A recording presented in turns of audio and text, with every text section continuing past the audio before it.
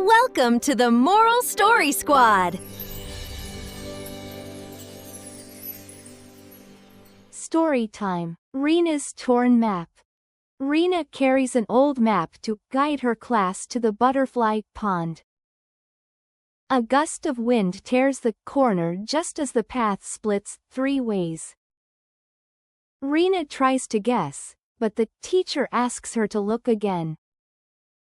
She smooths the torn pieces on a flat stone. The riverline connects with the missing corner like a blue puzzle. A caterpillar brings sticky sap, and Rina patches the map gently. The class follows the repaired river line to the pond. Butterflies rise from the reeds as everyone arrives safely. Rina stores the map in a folder instead of waving it in the wind. She learns that careful hands can protect important things. Moral of the story: slow, careful work can save what rushing might ruin. Story time. Faro and the Quiet Lantern. Faro carries a lantern to the Firefly Library at dusk. He rushes in laughing and the fireflies dim their lights. The librarian moth explains that loud sounds shake the tiny light shelves. Faro whispers sorry and places soft moss under his paws. He helps relight each shelf by holding the lantern steady. A baby firefly finds its bedtime story because the lights glow again. Faro reads one page in a soft voice for the smallest visitors. The library feels warm, calm, and bright once more. Before leaving, Faro hangs a sign that says "Gentle feet inside." He learns that respect can be as quiet as a whisper. Moral of the story: some places need gentle voices and gentle feet. Story time. Pola shares the sled. Pola brings her shiny red sled to the snowy hill. She rides again and again while 3 younger cubs wait near the fence. The snow starts melting where they shuffle their feet. Pola sees their hopeful faces and slows at the bottom. She draws a turn line with her mitten and writes each name in snow. 1 cub steers, 1 cub rides, and Pola teaches them how to brake. The smallest cub squeals with joy on a gentle little slope. When Pola's turn comes again, everyone cheers for her ride. The sled feels less like a treasure and more like a game. Pola learns that taking turns can make a favorite thing bigger. Moral of the story: a favorite thing is more fun when everyone gets a turn. Story time. Gigi's short ladder. Gigi wants to hang paper stars on the celebration arch. Her neck is long, but the highest hook is still out of reach. She stretches on tiptoe and the little ladder wobbles beneath her. Gigi climbs down before pride pushes her higher. She asks Boru the beaver to hold the ladder steady. Then she asks Hani the bee to carry the lightest stars upward. Together they hang every star without a single tumble. The arch sparkles when the evening lanterns turn on. Gigi thanks her helpers in front of the whole meadow. She learns that asking for help can be brave and safe. Moral of the story: asking for help can make a hard job safe. Story time. Hani saves the sour cake. Hani mixes lemon icing for the bakery's friendship cake. She adds salt instead of sugar because the jars look almost the same.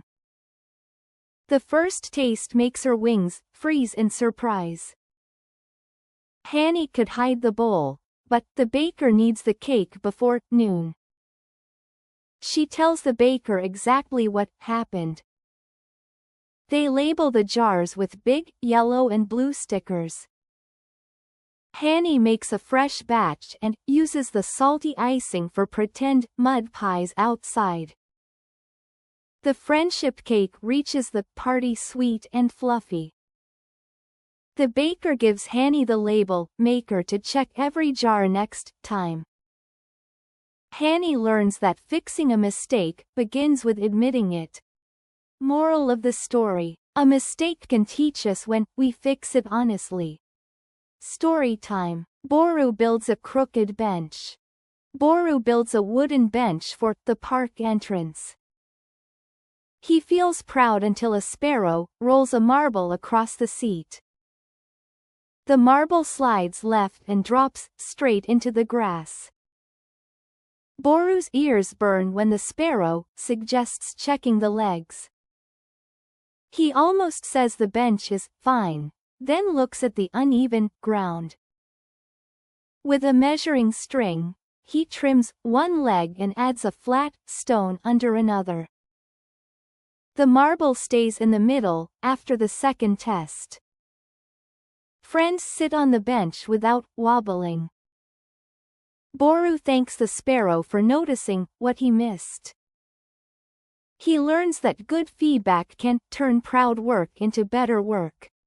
Moral of the story: helpful feedback can make our work stronger.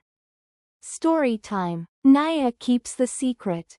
Naya learns that her friend is making a surprise card for Grandma Goose. At lunch, everyone asks why there are feathers and glitter on her paws. Naya wants to sound important by telling them. She bites her carrot and remembers the card is not her news to share. Instead, she says the surprise will be worth waiting for. After school, she helps sweep glitter from the art table.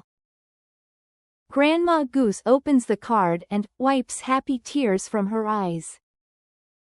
The friend thanks Naya for keeping the surprise safe. Naya feels proud without needing anyone to clap for her. She learns that trust grows when we protect what someone shares with us. Moral of the story: a secret is a promise to protect someone's feelings. Story time. Timo's too big roar. Timo practices his roar for the jungle concert. When his drumstick breaks, he roars so loudly that birds scatter from the tree. A baby monkey covers its ears and drops the music sheet. Timo sees the frightened faces and closes his mouth. He counts 5 paw taps on the ground before speaking. Then he asks for a spare drumstick in a quieter voice. The birds return, and the monkey helps tape the music sheet. Timo uses his roar only at the grand ending of the song. Everyone cheers because the roar sounds exciting, not scary. Timo learns that strong feelings can't be handled with gentle choices. Moral of the story: strong feelings need gentle choices.